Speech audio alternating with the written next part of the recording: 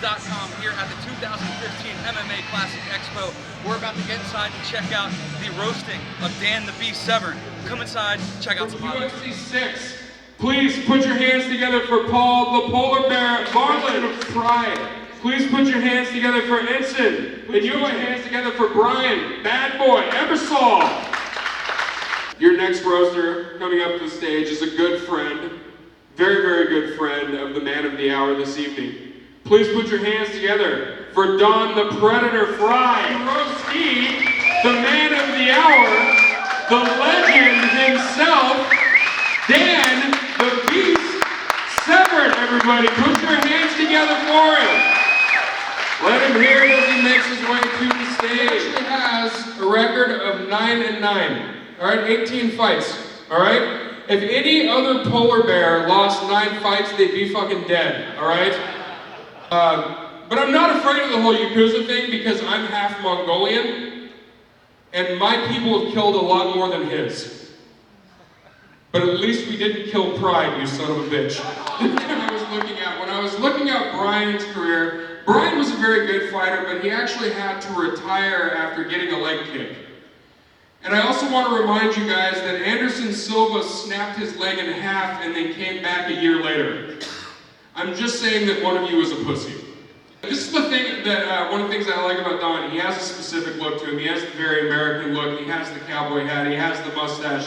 He actually does not hate gay people or think that a woman's place is in the kitchen. He just looks like he does.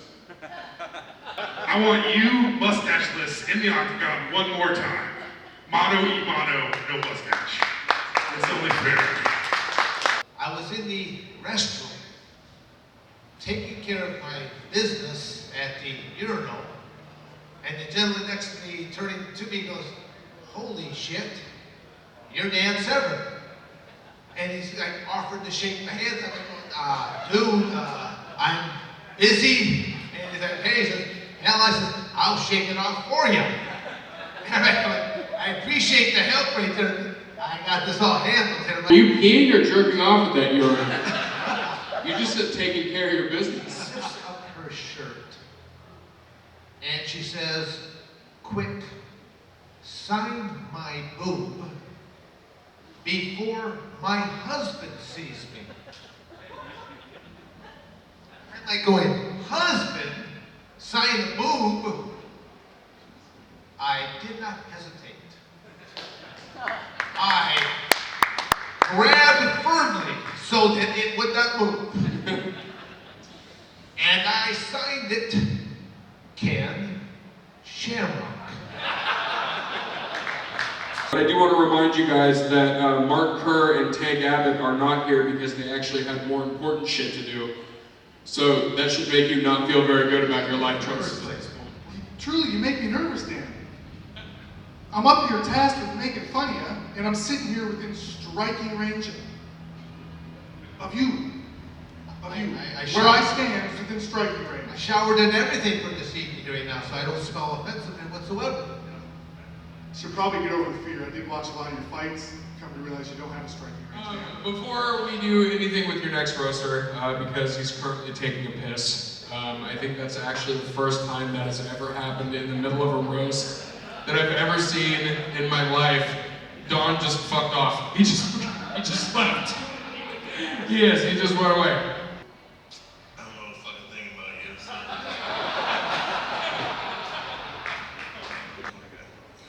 Like a room full of coma patients here.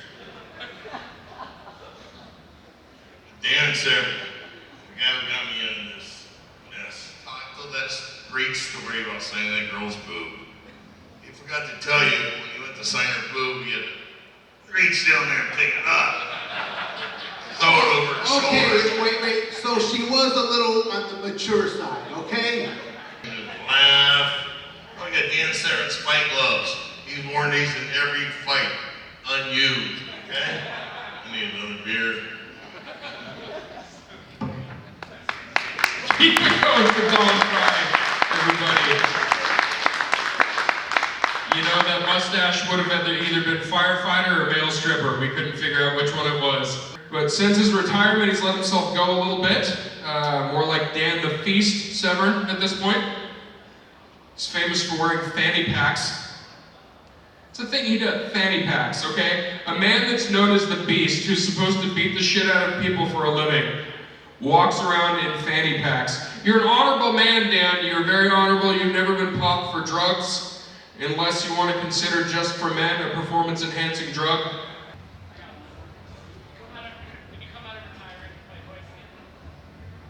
When I come out of retirement? Would you fight Royce Gracie again? Come out of retirement and fight Royce Gracie again? Well, when I finally retired, sort of.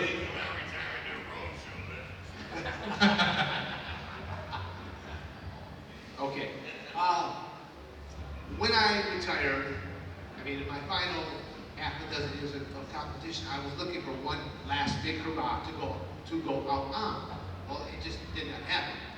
I even reached out to basically 3 individuals, and in great order, it would have been to do one more match with the Mark Coleman, to do one more match with the Ken Shamrock, to do one more match with Royce Gracie, like you asked me to.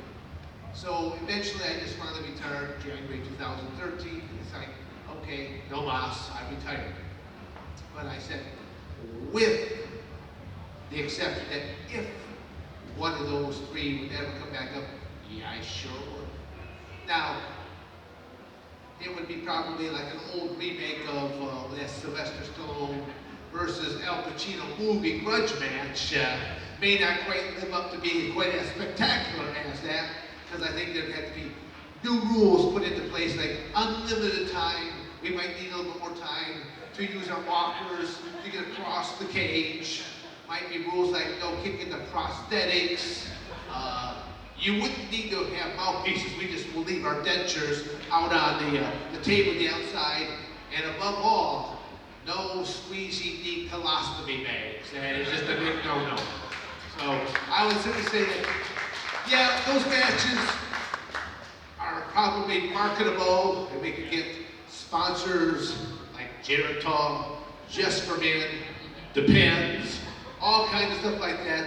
And I just don't think it will ever live. Adam Chris from MyMMAnews.com, being joined by the living legend himself, Dan the Beast Severn. Dan, you're not looking around. You know exactly where you are. Dan, I appreciate you taking the time. Could be another impersonator just wearing a mustache. You just never know with Adam. All right, first question I got to ask you, what do you think about the expo so far? I mean, you had the roast of Dan Severn. All the fans are treating you great. How you feeling? I feel fantastic. Yeah. You know, I mean, it's always wonderful to be at an event like this. I mean, as we look around here, you've got submission grappling here, you've got seminars taking place, you've got quite a few different legends of the sport that are strewed about the place in their booths, signing autographs, taking pictures, and telling war stories from the past. It's been about a year since we've talked, so let's play the catch-up game right now. What has the Beast been up to? I know you're still relevant in the game. What's the Beast been up to? Adam, I don't know if we have enough time for all the things. Rest assured that I'm not sitting in a rocking chair and wasting my time. I'm a productive man all the time. But, you know, realistically, if fans want to know, by going to my website at dansevern.com, would be one of the places to see what all I'm up to.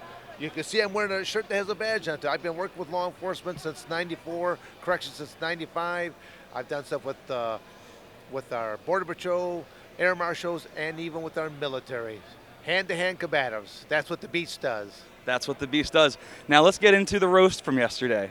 A lot of fun. A lot of fun. Toasted and roasted all at the same time. A lot of fun was had, but I got to ask you, was there anything that might have hit a nerve that made the Beast want to re-pursue his fighting career? Maybe something that pissed you off a little bit? No, I kind of knew going into it that I better take my Prozac and that I'm going to take a few shots on the chin right there, and I just got to learn to smile and let it roll off my back.